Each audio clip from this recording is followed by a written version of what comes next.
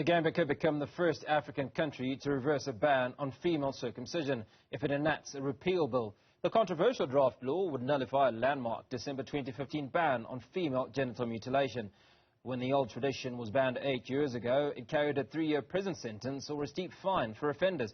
Earlier, I spoke to Fuamba Amhadu from the organisation Gambian Women Are Free to Choose. She's in support of repealing the ban. Sia, thank you so much for speaking to us on Africa Today. I suppose the first port of call is this conversation around female circumcision in the Gambia. Let's just talk about what is the situation, just how many women are impacted by this practice? So I don't know the current, the exact numbers, the current statistics. It is certainly the vast majority of women. Most ethnic groups practice female circumcision, and over 96% of the population is Muslim.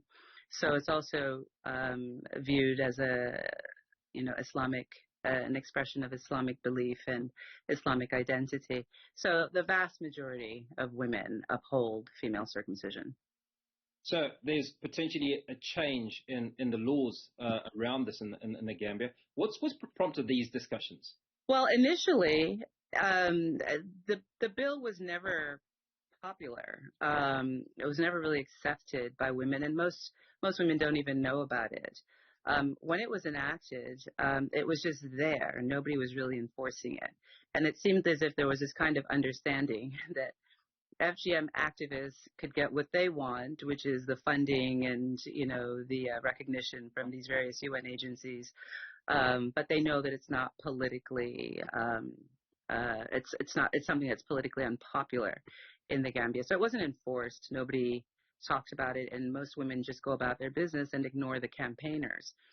But there came a time, I think it was last year, 2 years ago, when Aissatou Touré, who's a well-known anti-FGM activist and politician, was behind the arrest of several practitioners in the rural area of the Gambia, and they were arrested, they were imprisoned, they went to court, and people were extremely upset because these are practitioners who were doing what and as far as they're concerned is lawful. That's what they're trained to do, and they were arrested and ultimately convicted.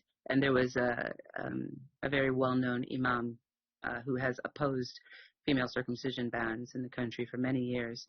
So he paid for their bail and was able to get them out of prison. But it was from that moment that the population really became galvanized to get rid of this law.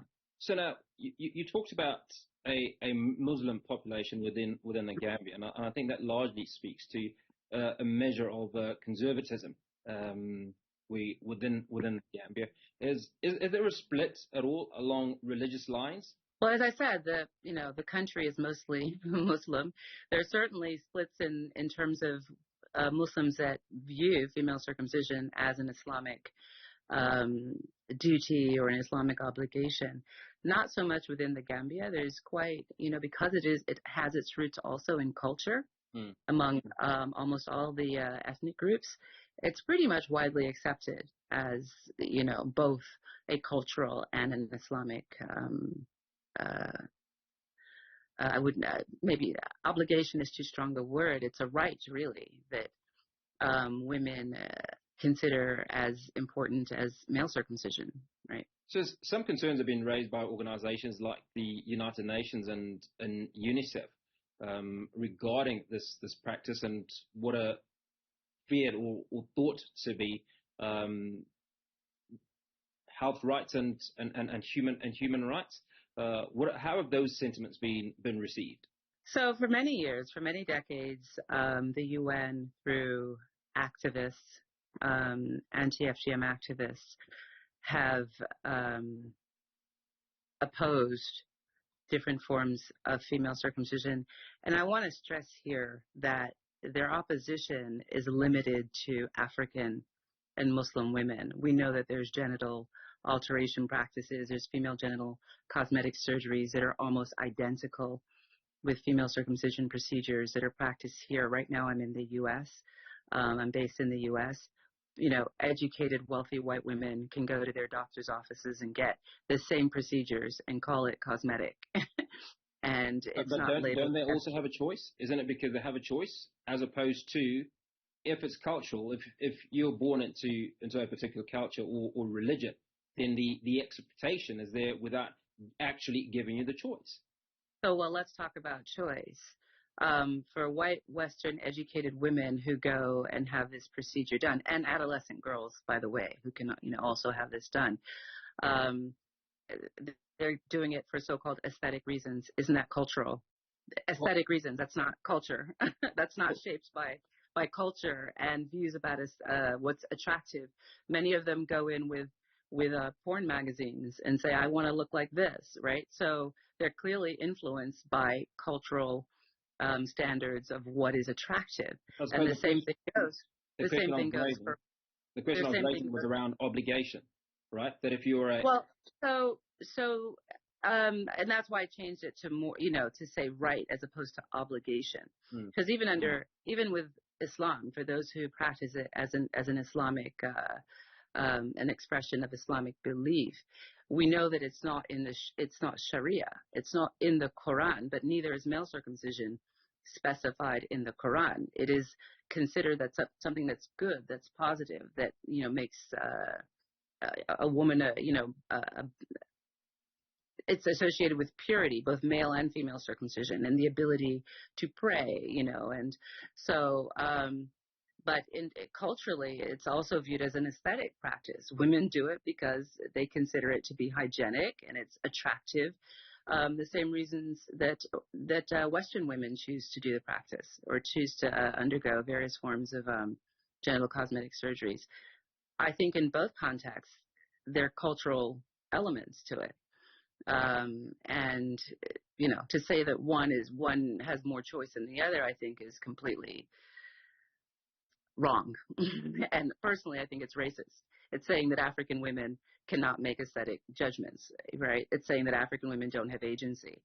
Or, you know, Muslim women cannot make aesthetic judgments. They cannot decide for themselves whether something is good and nice and worth keeping, as opposed to Western women who, for some reason, are seen to be more have more agency and can make this decision, you know, autonomously. That's just simply not true. So maybe By the way, I was born in the United States. I grew up in the United States. I was circumcised in my 20s.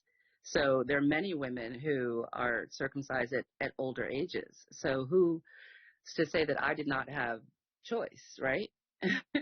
Well, I suppose maybe we could rewind and just talk about the practice in places like the Gambia.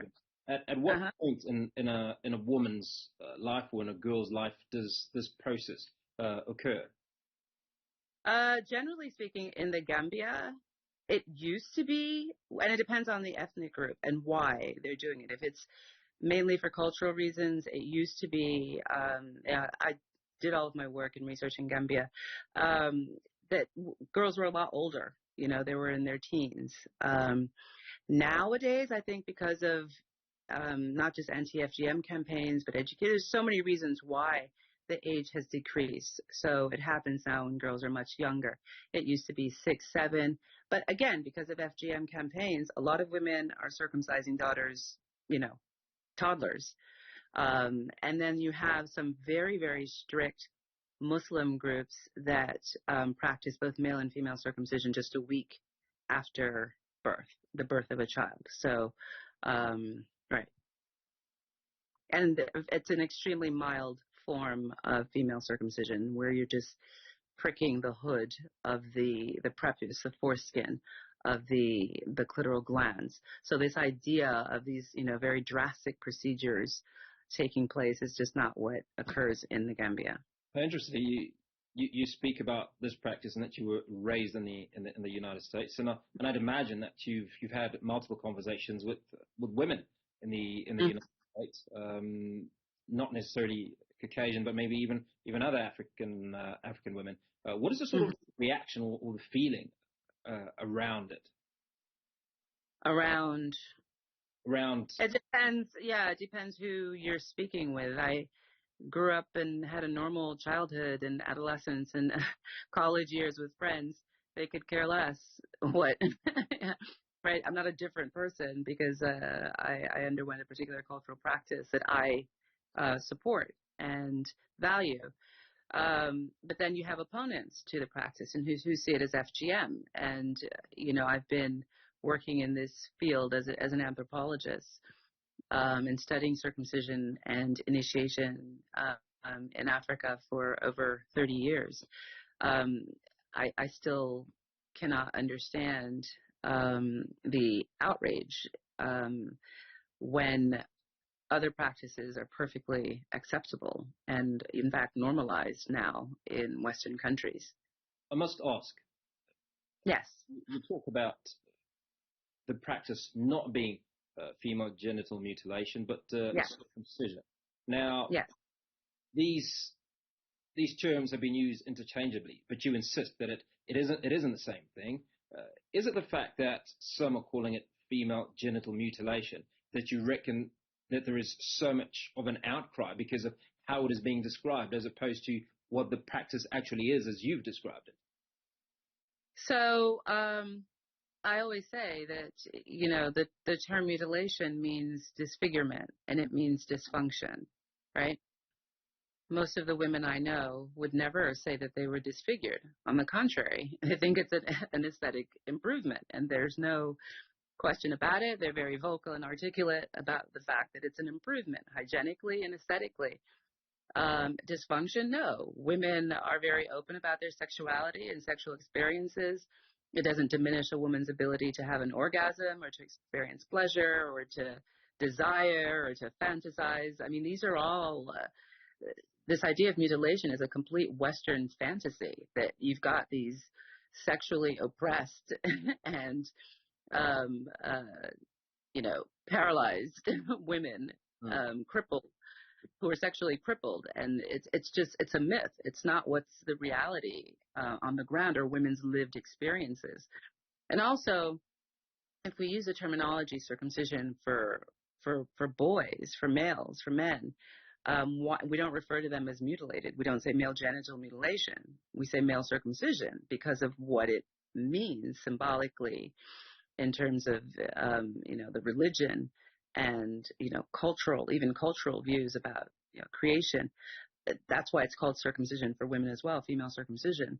We don't refer to male mutilation. Why should we refer to women's practices, African and Muslim women's practices, as mutilation? And then, as I pointed out as well, the same procedures, Western women can undergo these procedures, labiaplasty they call it, clitoroplasty, when you reduce the clitoris. They have all these fancy medical sounding names to these practices that are anatomically and aesthetically the same as our own procedures, but they're called cosmetic. They're not called mutilation. So why are we continuing to refer to African and Muslim women's procedures as mutilation? I think that, again, it's racist and it's sexist. And that's where we're going to leave that conversation. Sia, thank you so much for speaking to us.